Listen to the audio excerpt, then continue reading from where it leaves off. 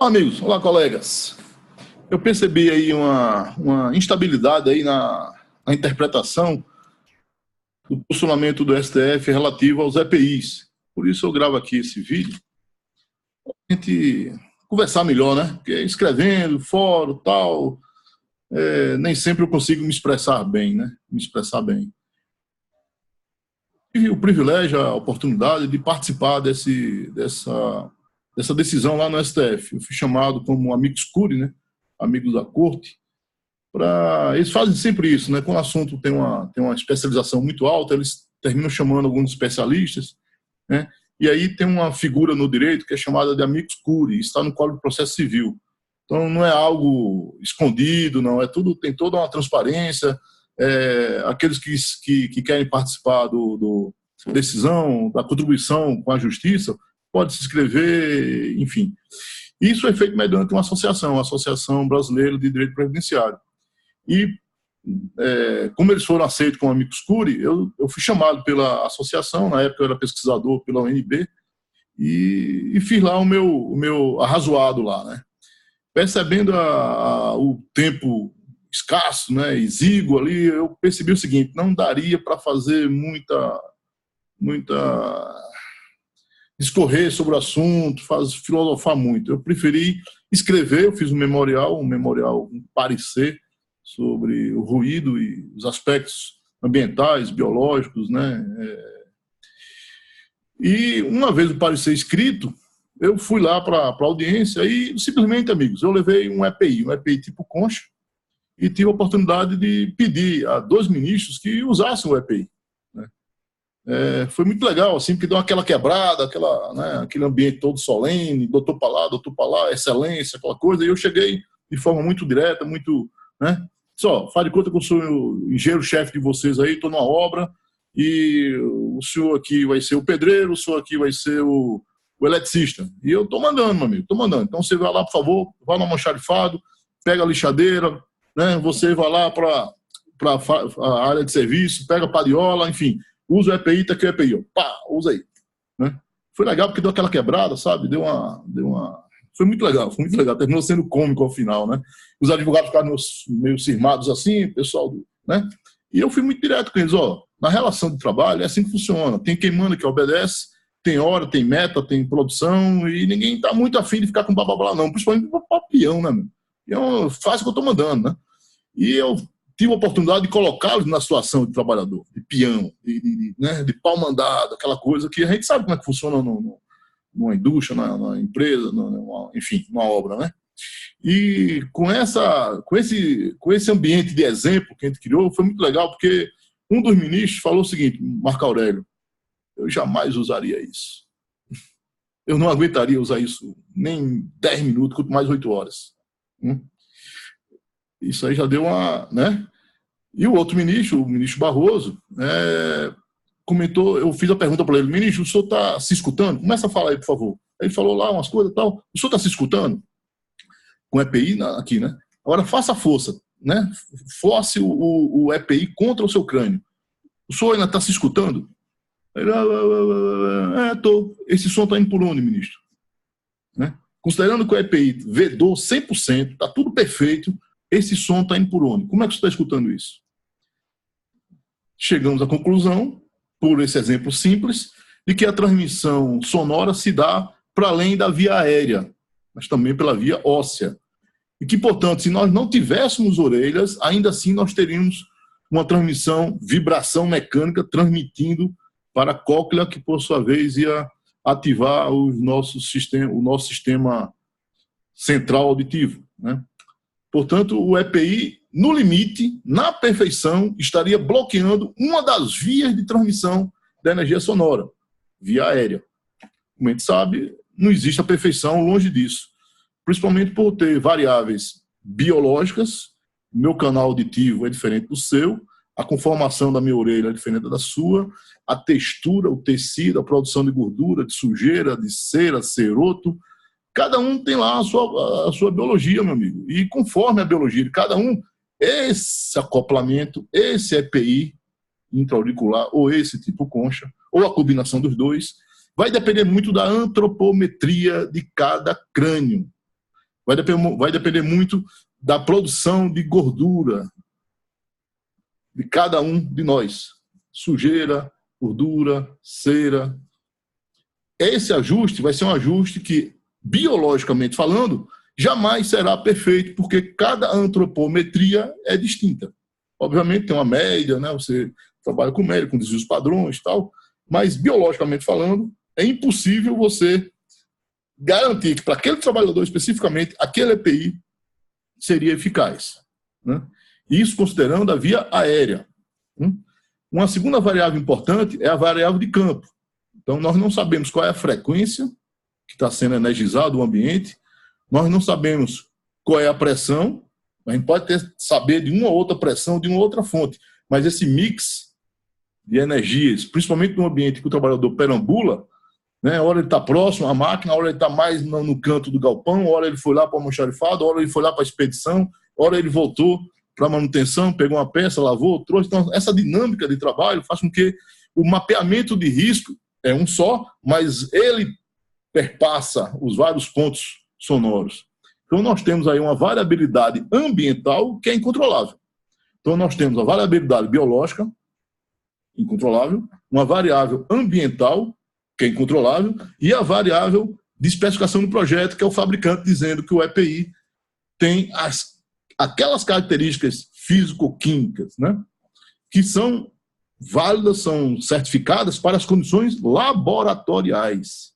Então, não confundir eficácia com eficiência. O que o nosso fabricante está dizendo, e o CA está certificando, certificado de aprovação, é que nas condições laboratoriais, esse EPI para a frequência de 2.000 Hz derruba 14 dB. Isso só é válido no laboratório. Por quê? Porque em campo nós temos variáveis ambientais biológicas que estão interferindo nessa eficiência de laboratório. Portanto, não há uma garantia de eficiência em campo por conta das variáveis ambientais biológicas. Ainda assim, esse EPI, esse CA, está dizendo que derruba 14 dB para uma frequência de 2.000 Hz. Quem garante que no campo eu só vou ter essa frequência de 2.000 Hz? A gente sabe que nós temos uma miríade de frequências ambientais, principalmente no ambiente industrial. Um gradiente do agudo ao grave, passando de bem fininho, é muito agudo, 5.000, 6.000, 7.000 Hz, uma lixadeira, até aquele som produzido por um tráfego, um transformador, né? E som muito grave. Bem, eu estou contando tudo isso, pessoal, para a gente, lá na parte de físicos, a gente vai aprofundar bastante, né, toda essa questão de acústica e transmissão de energia. Nessa parte a gente vai resgatar a física 1, cálculo 1 e tal, né? Mas no tocante aqui ao STF, o debate foi o seguinte: dado essas variabilidades, é possível que haja alguma situação de campo em que o EPI seja eficaz? Chegou-se à conclusão que não. É impossível, absolutamente impossível, que nas condições de campo, as três dimensões de variáveis biológicas, ambientais, de especificação e projeto, garantam a eficácia para aquele trabalhador. Principalmente que ninguém usa 8 horas todo dia. Então, considerando que você não usa o tempo todo, o dia todo, e considerando que as variáveis são incontroláveis, é impossível, absolutamente impossível, no caso do ruído, tese 1, no caso do ruído, é absolutamente impossível garantir a eficácia do EPI, ainda que ele seja eficiente no laboratório com CA. Okay? Então, essa tese foi defendida depois desse debate todo, e a gente conseguiu, inclusive, virar voto, né?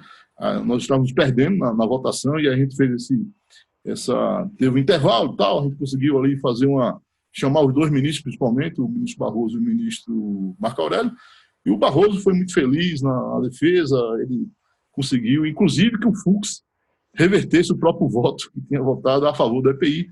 Depois dessa explanação toda, chegou-se à conclusão de que, além de tudo isso, tem os efeitos extraauditivos do ruído, que se tudo fosse perfeito e tudo fosse bloqueado, ainda assim o ruído faria mal, porque o maior causador de acidentes hoje no Brasil é o ruído.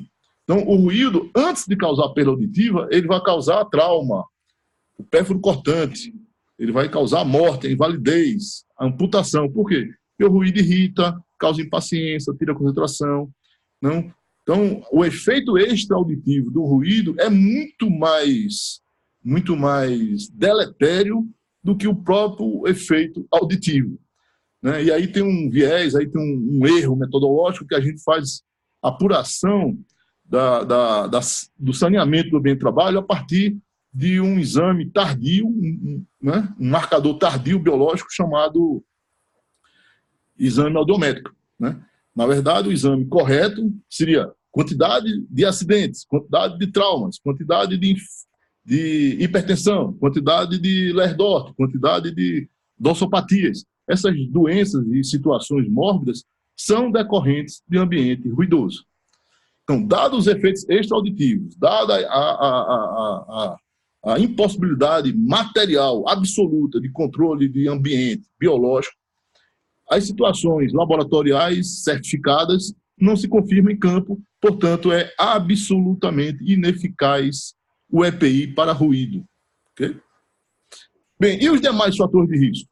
Segundo a tese, que foi consagrada pelo STF, foi que sim, é relativamente incapaz, relativamente ineficaz o EPI para proteção respiratória, por exemplo. Né? E para ser eficaz, em campo é eficaz, no laboratório é eficiência. Para ser eficaz, a empresa tem que provar que aquele trabalhador usou o EPI nas 8 horas, todos os dias daquele mês. Que esse EPI está sendo usado emergencialmente, complementarmente a proteções coletivas, a prevenções coletivas, administrativas, organizacionais. Que ele está sendo usado subsidiariamente. A empresa tem que provar de que a troca do EPI, a troca do refil, né? Essa troca de refil aconteceu no tempo inferior ao tempo de saturação desse refil.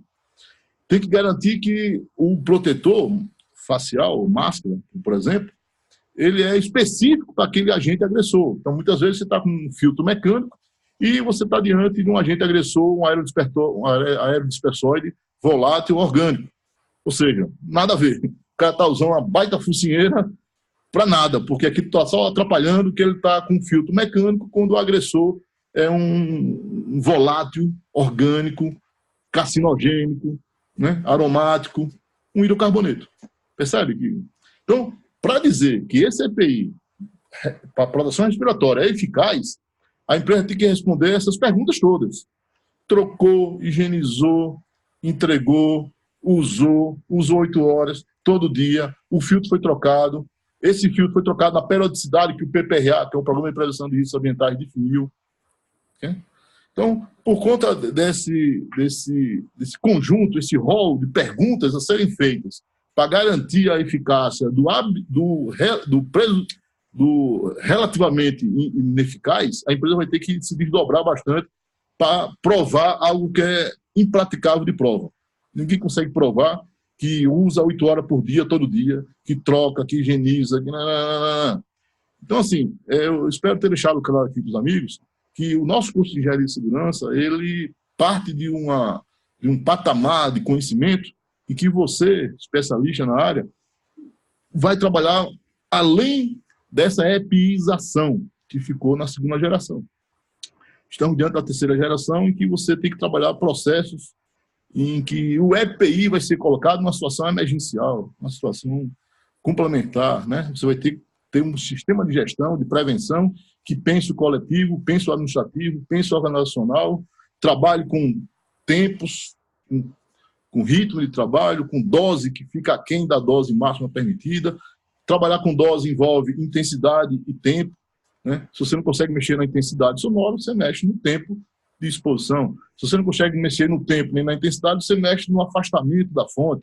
Enfim, tem várias possibilidades, ferramentas de engenharia, de processo, de produção, que você consegue manobrar, né, para que haja minimamente aí uma evidência de que você, como engenheiro de segurança, se preocupou além do EPI. Esse é o ponto que eu queria fixar com os amigos aqui. Agradeço a oportunidade. Até mais.